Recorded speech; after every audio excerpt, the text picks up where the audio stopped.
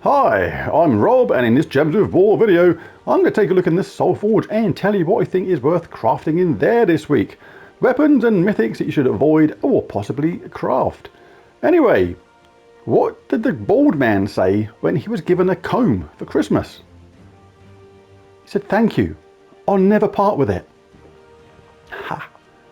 Right, anyway, on to the glory troop this week is Mumicus, a Pride Lands epic. Let's see what this does. Destroys a row, deals magic +2 by the look of it, damage to the first 2 enemies, boosted by my life. So actually that's not bad, I don't mind this, this is actually pretty cool. For example, my life at the moment on this is 110, so the boost is roughly 36, something like that. Plus that initial damage, that's nearly 80 damage to the first 2 enemies in my case. That's not too bad at all. And it destroys a row, which is going to gain you some mana. And the fact that it's damage to the first 2 enemies means you can often hit stealthy opponents as well. Quite often a hero might be in second slot and be stealthy, so you will often not be able to target it with some high damage. But here, it's going to hit the first 2 enemies, so basically you can target those troops effectively with this. Traits not bad. Reduced damage from skulls by 25% is the best one, and gain 1 life on 4 or 5 gem matches is core 2, as is immune to stun. So yeah, not too shabby at all. I'm going to give this a fairly solid 7 out of 10. I actually quite like that. Right, as ever, grab this up to mythic level if you can. This is going to give you another troop you can take to level 20, which in the long run is going to help your game due to the way the power kingdoms work, the levels on the kingdoms. You will often need X amount of troops up to level 20 to progress your kingdoms. Right, let's have a look at the weapon. It is Sun Chakram this week. Deals magic-based scatter damage, and if the enemy has a daemon, deal 8 more damage.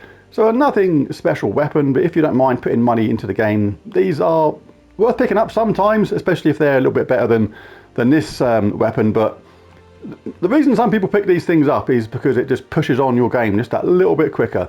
Like for example, I'm in White Helm at the moment, power level 25. But the thing that's holding me back in White Helm, for example, is fully upgrade 12 White Helm weapons. This will vary on different things, but a lot of the time it will be because you need an extra weapon. So always pick up the extra weapons if you don't mind them, if you think they're decent value from the shop and don't mind putting some money in the game and crafting them from the Soulforge, things like that. Right, so speaking of Soulforge, let's crack on with the weapons first. Let's take a look. Alright, first up is the Beastly Bow.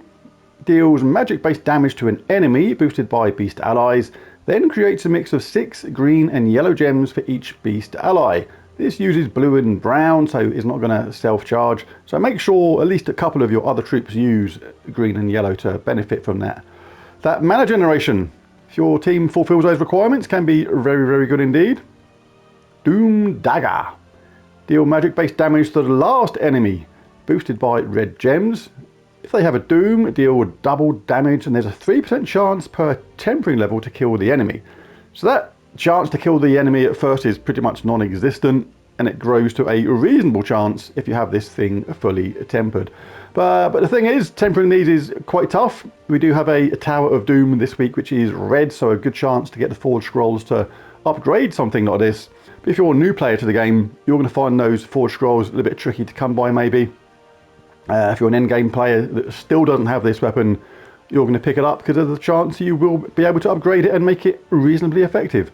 But far from essential. Not going to go over these ones which are here all the time. I'm going to do a video soon actually, just going over all these ones that are here all the time, just as a recap. Because I tried to find my own video the other day on these ones that I always say are in other Soulforge videos and failed to find it myself. So I'm going to do a separate video on that. But we have a Rope Dart. This is the essential weapon this week.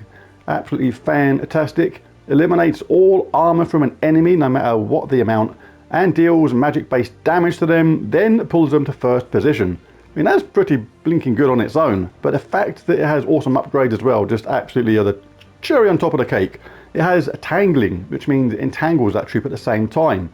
It also has Quick, which means it gains an extra turn. So to recap, when you cast this, you're going to hit someone, take away all their armor, deal damage to them, put them to first place, entangle them, so basically skull hits are still going to be safe from you, and gains an extra turn. It's so good, it's ludicrous. Just get it now if you don't have it. It's absolutely essential. Cat's Paw, deal magic-based damage to an enemy boosted by Pride Lands allies. Then create a mix of 6 green and red gems for each Pride Lands ally. So similar to the other weapon, this uses yellow and blue, creates green and red. If your other Pride Lands allies use green and red, then yeah, this is going to work pretty well. Spear of the Pride. This is what I call the sort of anti-Pride Lands weapon. Remove all red gems with no effect. This is the kind of colour that Pride Lands enemies like the most. Pride Lands troops, they love red. So you take all that red away. This is not going to use red itself. Try and avoid using red in your team, otherwise it's going to hinder your own team yourself. And if the enemy is from Pride Lands, or if the battle is in Pride Lands, deal double damage. So yep, pretty good in that situation. Blackmane's Claw deals damage to an enemy boosted by Raksha allies. Then create a mix of 6 red and brown gems for each Raksha ally. So make sure you have a full team of Rakshas in this. Again, like the other ones, it uses yellow and green, creates red and brown, so ensure that at least a couple of your other troops use red and brown, or red or brown. Twin Claws. Explodes. Magic +1 green gems. I do love these explodey weapons. Grant a random status effect to all beast allies, then summon a beast troop. So mana generation, status effects, and a summon at the same time. Very, very good. I do like these kind of weapons a lot. Worth picking up if you don't have it as well, and you've got the diamonds after you've got Rope Dart, by the way. And Shadow Hunter's Claw.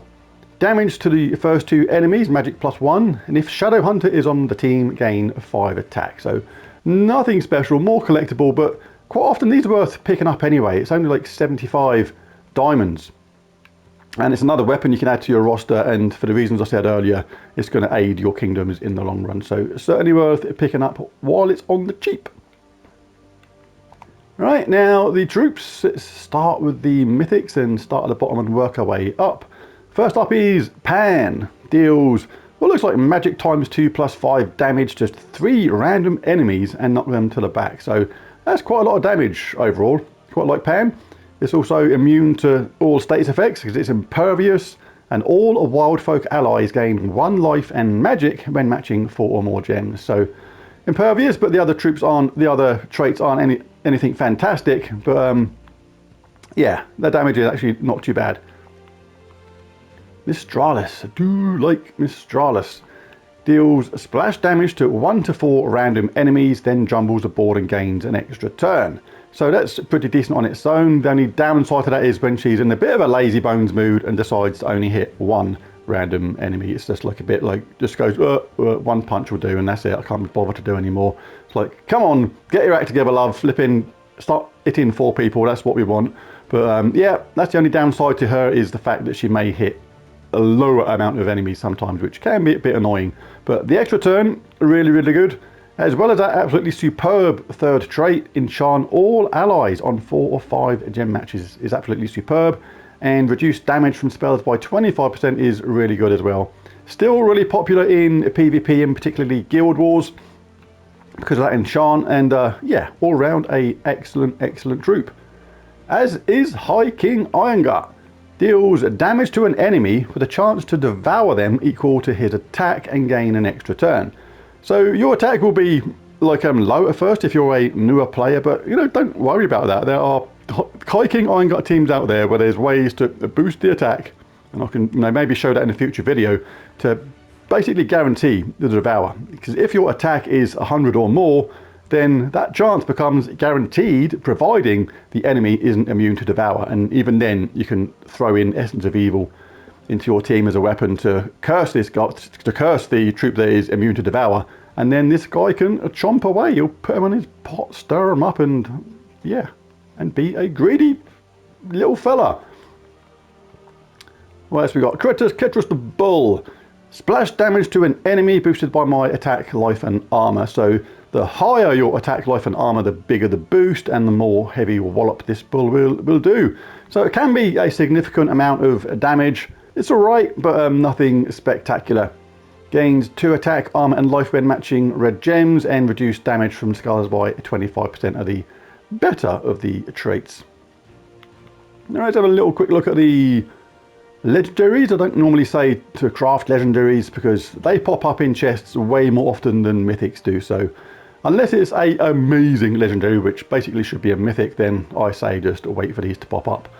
Eliminate all armor from an enemy, then deal magic +2 damage to them and all enemies below. So that's actually not bad. Eliminate all armor, then deal that magic-based damage to them and all enemies below.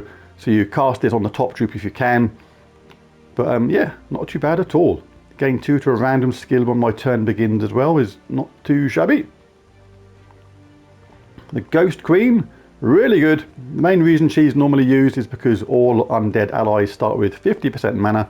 So really effective in a undead team. And steal 7 mana from an enemy is good. Then steal magic-based life boosted by purple gems. That is effectively a true damage, so really effective in a true damage team. Ori destroys a row and column, creating a lot of mana, then deals damage to all enemies boosted by purple and yellow gems destroyed. Now the boost on that is normally going to be exacerbated because it has astronomy. Conjure a starstorm at the start of my turn. The starstorm is purple and yellow, and that is what the boost is on the damage. So that can be really, really effective and really good in any team where you want a lot of purple and yellow.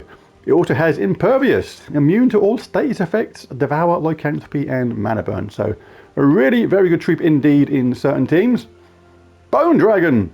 I remember in the early days this guy used to be absolutely terrifying. Not anymore.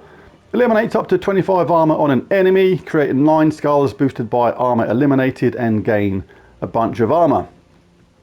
Couple of good traits, Undying and Frozen Soul. Inflict frozen when enemies deal skull damage to me is pretty good, but yeah, this guy used to be scary at first until you learn little tricks of like how to entangle the top troop really easily, so you can make as many skulls as you want and it's not going to do any damage and things like that. But yeah, there's the Soulforge video for this week, but who is going to get my Mythic of the Week? Right, now for me it's between Hiking Irongut and Mistralus, and these are for me pretty close.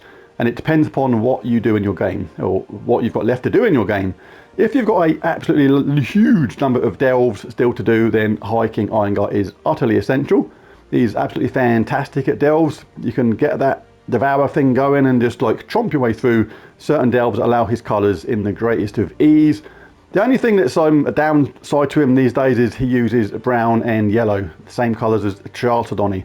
And Chalcedony in a Mang Gargoyle team is absolutely ridiculously powerful and doesn't get hindered by the fact that some troops are going to be immune to devour and things like that. But still absolutely essential for if you've got tons of delves. If you don't do your delves much, or you've done most of your delves and you still love to play things like PvP and Guild Wars, then I'd get Mistralus instead. They are both absolutely superb troops, but someone's got to be picked, so overall I'm going to edge it to Hiking Irongut. He gets my Mythic of the Week, and there's the video. I'll be doing my Tower of Doom video later on, so be sure to check that out. But there you go, there's the Soulforge video. If you enjoyed it, be sure to bash that like and subscribe button if you've not done so already. But most of all, thanks for watching, and I'll catch you again next time. Bye for now.